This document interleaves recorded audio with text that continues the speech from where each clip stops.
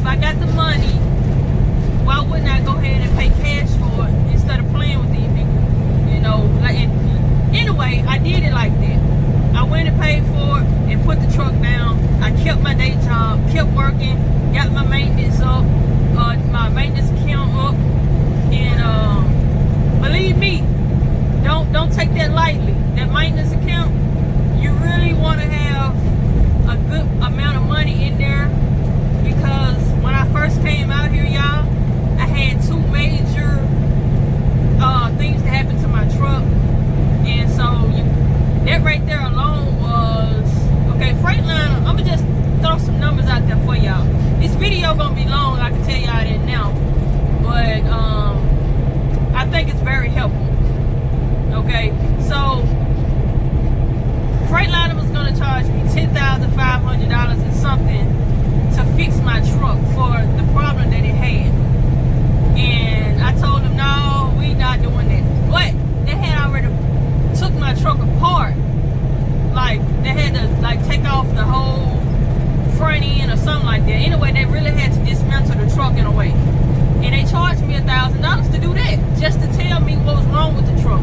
So I guess they figured if they could get me to pay that $1,000 just to tell me what the problem was, then I'd go ahead and pay the $10,500, which I did not. I told them to put that truck back together, and I took the truck somewhere else where I paid $7,000. So you got the $7,000, which I paid, and then something else happened to my truck before that. I had to pay $2,000 for that. So that's $7,000. Where I had to take it to the other place, $7,000, and then $1,000 at Freightliner, that's $8,000. And then Freightliner did fix the first thing, so that's, what's that, $7,000, $8,000, $9,000, $10,000 just that quick. So you want to be careful when you come out here. You want to have some money in your maintenance account. I did not have a warranty. I didn't have that.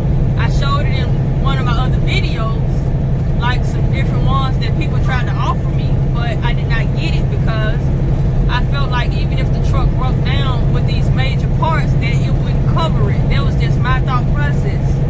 You have to sit down and really go over this stuff and see what you feel comfortable with. I think if you get the major things covered, like the engine and stuff like that, if somebody offer you something like that, then yeah, please get that. I got my truck from Ryder. They offered me that, but I set the truck down so long. Well, I know I said this video was gonna be long. I'm not sure if I should put every single little bit detail in there, but if you got some more questions about it, just ask me. But basically, what I'm saying is, even if the bank buy it for you, it's still a good investment, because I think you will be able to pay for it once a month. You should be able to do that. This is something that you really want to do. You're gonna get out here and double up on your payments. I mean, you just got to get out here and get to it. So it just depends on you and you know, everything that you got going on. Oh, another thing, at the bank, this is very, very important, right? If you were to go to the bank, you had good credit, do not, well, you can open up a personal loan, but what you want is the line of credit. Ask them about the line of credit, because you can pay that money back and then go back and get it again, that same amount. Like, it's just like a continuous thing, and that's what you want for this type of business. You remember that, you don't remember nothing else. So you just go to the bank and ask them about, or you can look online, ask them about a line of credit, and then you can also ask them about the personal loan.